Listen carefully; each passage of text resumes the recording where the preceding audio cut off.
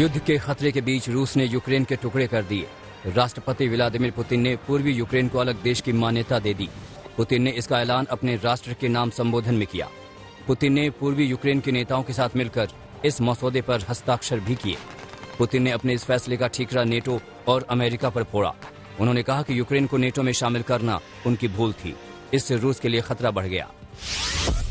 В противном случае вся ответственность за возможное продолжение кровопролития будет целиком и полностью на совести правящего на территории Украины режима.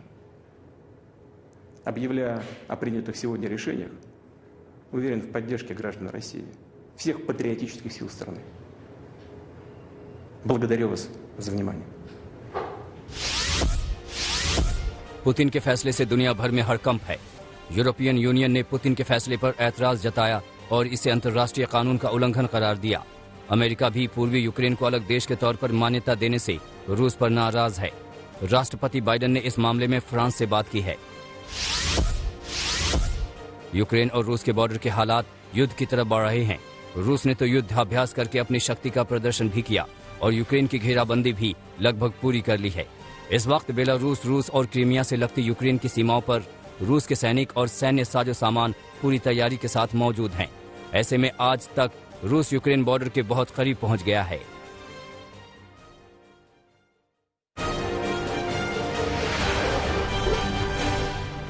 Ukraine रूस के तनाव के बीच बड़ी खबर। रूस का दावा, सीमा के भीतर घुसपैठ करने वाले यूक्रेन के 5 सैनिकों को उतारा मौत के घाट।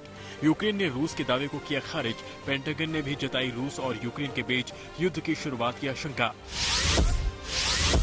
रूस और यूक्रेन के तनाव के बीच अमेरिकी एजेंसी ने जारी की नई सैटेलाइट तस्वीरें।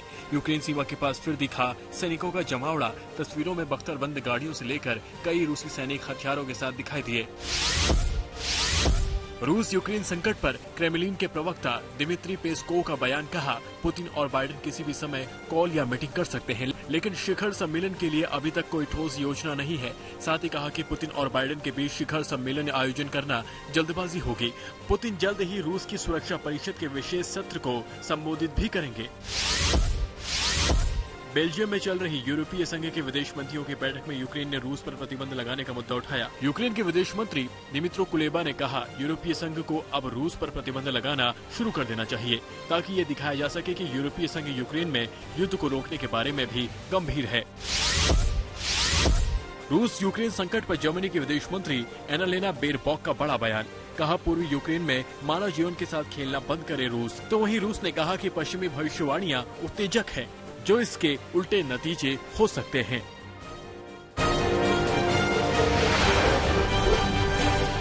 उत्तर प्रदेश में चौथे चरण के चुनाव के लिए प्रचार सोमवार शाम थम गया। चौथे चरण में बुधवार को 9 जिलों की 59 सीटों पर वोट डाले जाएंगे। चौथे चरण में लखनऊ, पीलीभीत, लखीमपुर खीरी, सीतापुर, हरदोई, उन्नाव, रायबरेली, फतेहपुर और बांदा जिले शामिल हैं। चौथे चरण के मतदान में बीजेपी के कई दिग्गजों की साख दांव पर लगी हुई है। यूपी के कानून मंत्री ब्रजेश पाठक लखनऊ कैंट से उम्मीदवार हैं। शहरी विकास मंत्री आशुतोष टंडन लखनऊ ईस्ट से चुनाव लड़ रहे हैं। आतंकवाद के मुद्दे पर यूपी में सियासी संग्राम छिड़ा हुआ है। यूपी के हरदोई की रैली में योगी आदित्यनाथ ने आतंकवाद के बहाने एक बार फिर समाजवादी पार्टी पर हमला बोला। योगी आदित्यनाथ ने कहा कि जब 2012 में एसपी की सरकार आई थी, तब उसने कई आतंकवादियों के केस वापस लिए थे। अभी गुजरात की एक अदालत में 38 आतंकियों को फांसी की सजा दी गई है। उनमें से कुछ का संबंध आजमगढ़ से है।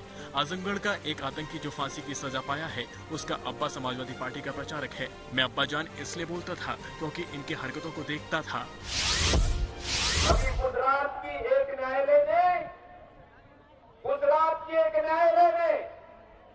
38 आतंकवादियों को फांसी की सजा दी है और भाइयों बहनों, उनमें से 8 लोगों का संबंध उत्तर प्रदेश के आजमगढ़ से है। आजमगढ़ में एक आतंकवादी को फांसी की सजा जो पाया है, उसका अब्बा समाजवादी पार्टी का प्रचारक है आजमगढ़ में। मैं अब्बा जान तभी बोलता था क्योंकि मैं इनकी हरकतों को देखता था और मैंने इसीलिए पहली बार कहा था, पिछली बार भी। आतंकवाद के मुद्दे पर बीजेपी नेताओं के हमलों का अखिलेश यादव ने जवाब दिया है। हरदोई की रैली में अखिलेश यादव ने कहा कि बीजेपी ने जनता से किए वादे पूरे नहीं किए, जनता उनकी सुन नहीं रही, इसलिए उनके नेता ऐसी बयानबाजी कर रहे हैं। बीजेपी के हमलों का जवाब देते हुए अखिलेश यादव ने कहा, जिनकी खड़ी कर दी खटिया, उनके बयान हो गए हैं घटिया। और आपने इनके बयान देखे होंगे, जिन नेताओं की भाषा बदली है वो जनता का समर्थन नहीं पा रहे हैं।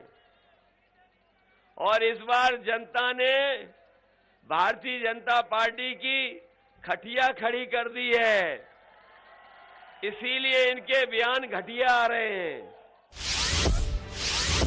कांग्रेस महासचिव प्रियंका गांधी ने लखनऊ में रोड शो किया। इस दौरान प्रियंका गांधी ने पीएम मोदी के आतंकवादी वाले बयान पर सवाल उठाए। प्रियंका गांधी ने कहा कि प्रधानमंत्री फिजूल की बातें छोड़कर बेरोजगारी पर बात करें। उत्तर प्रदेश में चुनाव है, इसलिए वो ऐसी बातें कर रहे हैं। यूपी के आजमगढ़ में जहरीली शराब पीने से 7 लोगों की मौत हो गई, वहीं 10 से ज्यादा लोगों की हालत गंभीर बन गई है। इस घटना से इलाके में हड़कंप मचा हुआ है। सभी बीमारों को अस्पताल में भर्ती कराया गया है। शराब की वजह से हुई मौत की जानकारी मिलते ही पुलिस अधीक्षक भारी पुलिस फोर्स मौके पर पहुंची। पुलिस पूरे मामले की जांच में जुटी है।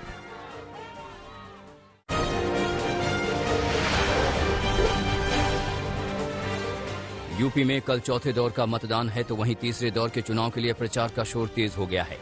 प्रधानमंत्री नरेंद्र मोदी आज दोपहर 3:30 बजे बहराइच में रैली करेंगे। वहीं मुख्यमंत्री योगी आदित्यनाथ आज धुआंधार प्रचार करेंगे। सुबह 11:15 बजे योगी अयोध्या के मिल्कीपुर में रैली करेंगे। इसके बाद वो अयोध्या के बीकापुर जाएंगे। यहाँ से वो गोंडा के लिए निकलेंगे, जहाँ 1:45 बजे उनकी जनसभा है। योगी पीएम मोदी के साथ 3:30 बजे बहराइच में होने वाली जनसभा में भी मौजूद रहेंगे। शाम 5 बजे वो बाराबंकी में अपनी आज की आखिरी जनसभा करेंगे। दूसरी तरफ अखिलेश यादव भी आज पूरा जोर लगाएंगे। करीब 12 बजे वो प्रयागराज में कार्यकर्ता सम्मेलन में मौजूद रहेंगे। वहीं दोपहर 1 बजे चित्रकूट और मनिकपुर विधानसभा के लिए प्रचार करेंगे। दोपहर 2 बजे वो कौशाम्बी के सिराथू में पल्लवी पटेल के लिए जनसभा करेंगे, जिनका मुकाबला डिप्टी सीएम केशव प्रसाद मौर्य से है। वहीं दोपहर 3 बजे अखिलेश चैल विधानसभा सीट पर कार्यकर्ता सम्मेलन में शामिल होंगे। अगले 3 दौर के लिए बीजेपी अध्यक्ष जेपी नड्डा, राजनाथ सिंह, अमित शाह और स्मृति ईरानी भी यूपी के अलग अलग इलाकों में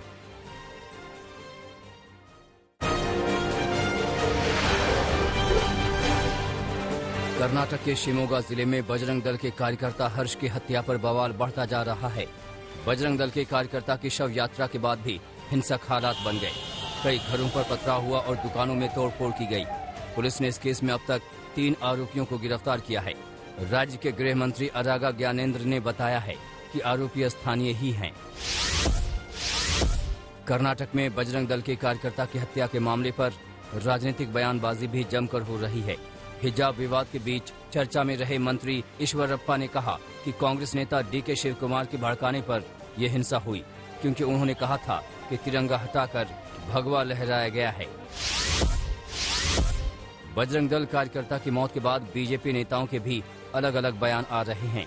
कोई इसे हिजाब विवाद से जोड़ रहा है, तो कोई इनमें आपस में कनेक्शन से इनकार कर रहा है।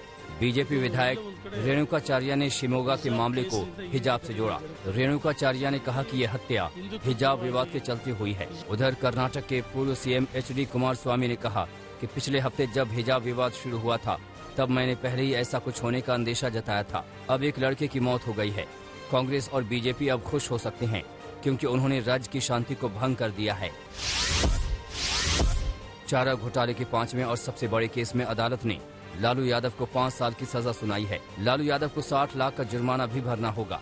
ये मामला डोरंडा कोषागार से 139 करोड़ रुपए की निकासी का है। फैसले के बाद लालू यादव के वकील ने उच्च अदालत में अपील करने की बात कही। लालू यादव समेत 40 दोषियों को इस केस में कोर्ट ने 15 फरवरी को दोषी करार दिया था। लखीमपुर खीरी मामले में किसानों के पीड़ित परिवारों ने आशीष मिश्रा की जमानत को सुप्रीम कोर्ट में चुनौती दी है। आशीष मिश्रा की जमानत को चुनौती देने वाली ये दूसरी याचिका है। पीड़ित किसानों के परिजनों की ओर से सुप्रीम कोर्ट में दायर की गई याचिका में कहा गया है कि राज्य सरकार ने अब तक हाई कोर्ट के आदेश को चुनौती नहीं दी, लिहाजा मजबूरन उन्हें सुप्रीम कोर्ट का रुख करना पड़ा। SIT और यूपी सरकार पर सवाल उठाती हुई इस याचिका में कहा गया है कि हाईकोर्ट ने जमानत मंजूर करते वक्त आशीष मिश्रा के खिलाफ दिए गए ठोस सबूतों पर गौर नहीं किया।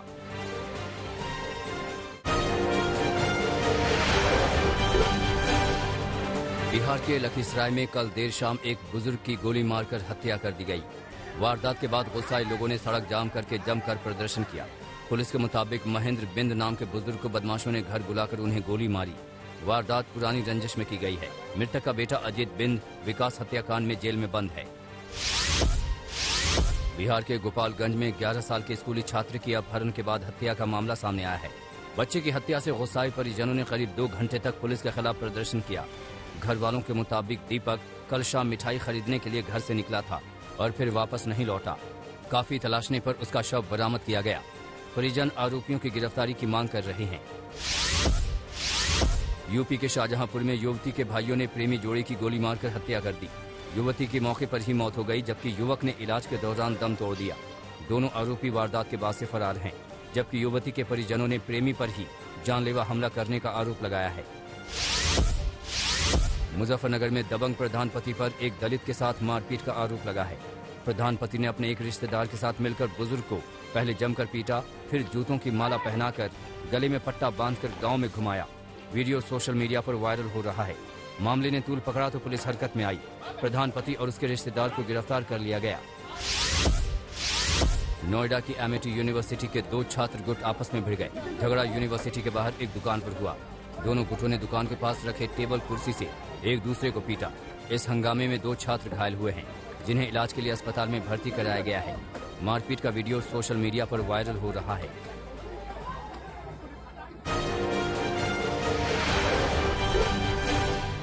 ट्विटर की टक्कर में अमेरिका के पूर्व राष्ट्रपति डोनाल्ड ट्रंप ने लॉन्च किया ट्रूथ नाम का सोशल ऐप।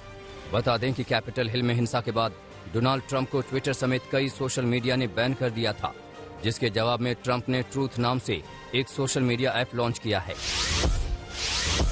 ऑस्ट्रेलियाई सैन्य विमान पर लेजर लाइट दिखाने के आरोप पर चीन की सफाई। कहा कि ऑस्ट्रेलिया सरकार के आरोपों की जांच की गई, जो पूरी तरह से गलत है।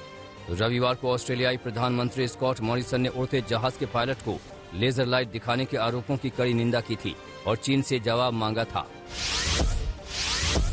ईरान के लबरीज शहर में अमेरिकी निर्मित लड़ाकू विमान हुआ क्रैश। हादसे में विमान में सवार 2 पायलट और 1 नागरिक की मौत हो गई। ये लड़ाकू विमान दुर्घटनाग्रस्त होकर एक स्कूल परिसर में जा गिरा, लेकिन राहत की बात यह है कि हादसे के समय स्कूल बंद था। कनाडा की राजधानी ओटावा में प्रदर्शनकारियों को हटाने के लिए जारी है पुलिस का एक्शन। अब तक 190 से ज्यादा प्रदर्शनकारी गिरफ्तार। पुलिस के मुताबिक जल्द ही राजधानी ओटावा की सड़कों को पूरी तरह से प्रदर्शनकारियों से मुक्त करा लिया जाएगा।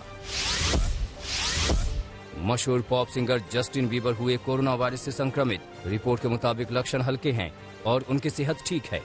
बीबर रविवार को लास वेगास में जस्टिस वर्ल्ड टूर कार्यक्रम में प्रदर्शन करने वाले थे, लेकिन उनके पॉजिटिव आने के बाद शो को रद्द कर दिया गया है।